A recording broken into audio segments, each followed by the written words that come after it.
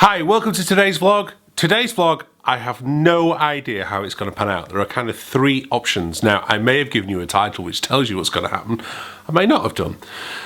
The first one is I want to get to work, hit the first meeting, get out of work, get down to the Oval Cricket Ground and watch England cricket team beat South Africa. The second one is I'm going to go to work. I've got several meetings, including one that I said yes to and I wish I hadn't moved around now. Which means I'll basically be in the office till 7 tonight. And the third one is I'm going to tell you a story because the second one really sucks as a vlog idea, and the third one is quite an interesting story, and I drove past it yesterday to get you some earlier footage. But before I do anything else, I am on my 5th consecutive day of practice. Remember, I did nearly 200 earlier this year, and I'm aiming to get 81 days of consecutive practice. So I should be jumping on a train in about 3 minutes, but I'm not going to be because the G7X upload, which I tried to do to YouTube because I got better upload speed at home than I do at work, has failed, so I'm having to do that again. So I need that uploaded before I go. So I thought actually I can do half an hour, well, 15 minutes of practice before I have to run for the next train.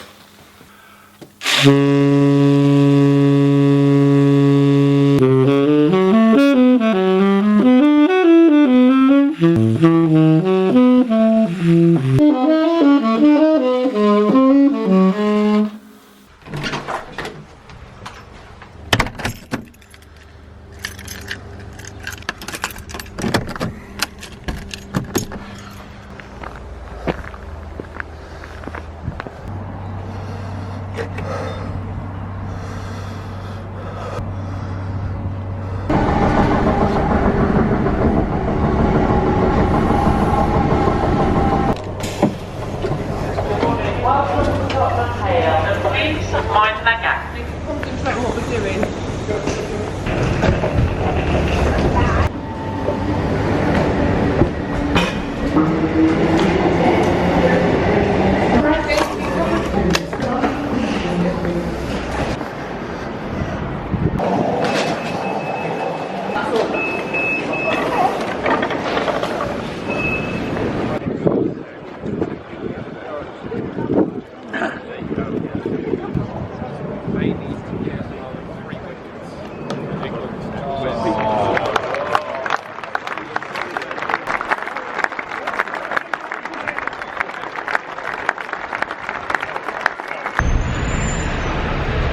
So you know how I told you that cricket's an amazing game that can do many different things? Well, there was another one. I kind of scarpered down, watched an hour of cricket and the game was over. It could have gone on till 6 o'clock. I was kind of hoping it went on to about 4, half 4, but it's finished early, so I'm heading back on the tube now, get back to the office, get a bit of work done, meeting a friend for a drink afterwards, and then I'll tell you that story. So if you are planning on visiting London soon, do it quickly because the scaffolding's going up on Big Ben and you soon won't be able to see it on 3 sides. You can see the scaffolding's going up there. It's basically leaning quite badly beneath, so they have to fix it. So you've been warned. So that story I was going to share with you. Just before Katie and I left London in 2007, we were coming back from a Sunday we'd spent in town, just kind of getting around, you know, going visiting Hyde Park, etc. And as we were coming down the A40, later on at night, we came, well, as we were just about to come off our usual junction, I actually came off the wrong junction, came off before and then came back on, and just coming off, a motorbike pulled across in front of me. It was sort of unusual to do. I was kind of a bit like, what's he doing? I then looked to my side and saw another motorbike in the middle of the carriageway. Obviously worked out that somebody had come off that bike, and I remember getting off and shouting to the guy saying, you know, where's the other where's the other guy, where's the other rider? And he says, over here. And I remember running over and thinking, just let him have a broken leg. I can use my first aid training, help him, etc.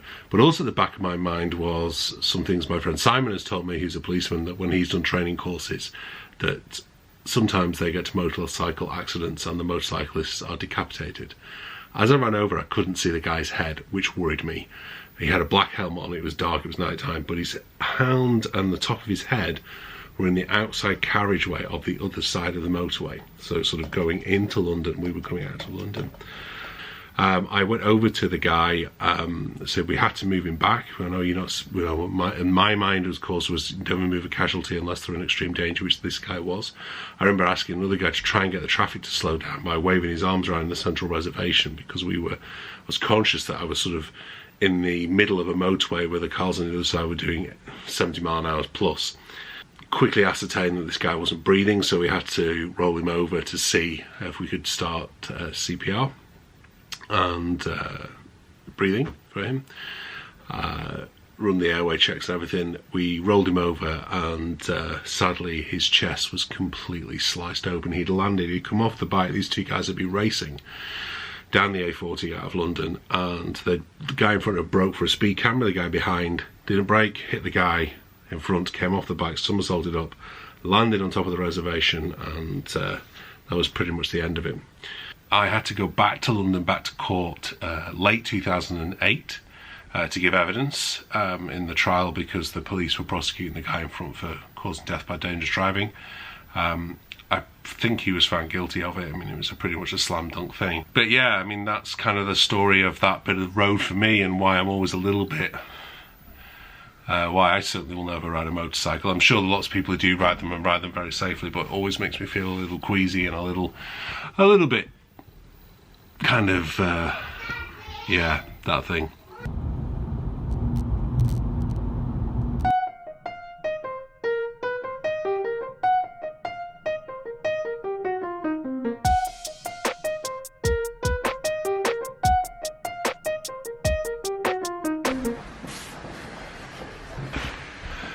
So Katie and I are away for our 10th wedding anniversary. I'll tell you more about that later on. But we're staying in the same place we spent the first part of our honeymoon, which is Mottram Hall in Cheshire. Really, really nice. Just the weather's bad. We're not staying in a suite like this time, like we did last time. I'm pretty certain that was the room we stayed in last time. But it's a beautiful, beautiful place.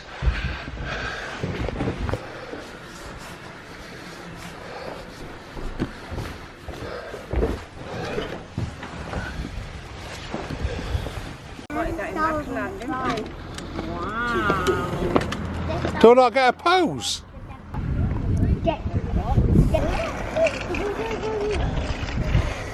Oh, that made him quiet. With me.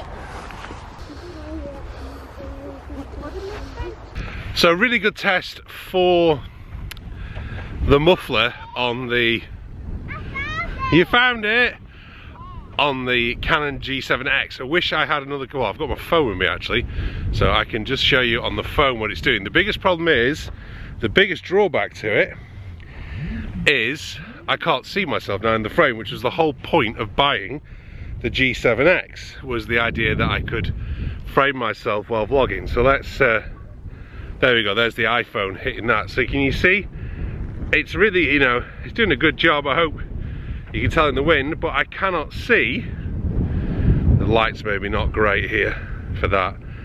You know, I can't see and frame my shot because that muffler's in the way. If I take the muffler off, I can now see perfectly the shot in frame, but the problem is obviously that's going to be really windy for you on the microphone, and probably you can't hear a word I'm saying. This is the windy conditions I would have liked to have done the review in. Muffler back on, I now can't see myself in the frame. So that's definitely an issue for the G7X, this muffler thing, because the whole point of getting the G7X was that you can frame the shot whilst you're going like you can on the DSLR. Anyway, this is Fleetwood Beach, where I grew up. I literally grew up on the road down there. If you're a regular vlog watcher, you'll have seen this many times before, but this is, and you got it on time lapse, is my favourite view, one of my favourite views in the world, which is over Morecambe Bay, over to Lancaster and the university. Beyond that is Arkholme, that village that I showed you about, where we spend most of our summer holidays, and over there is the Lake District. So you really do get some pretty amazing views. We haven't seen the kids for a week, so I'm not overly vlogging at the moment, but it's so nice to see them again.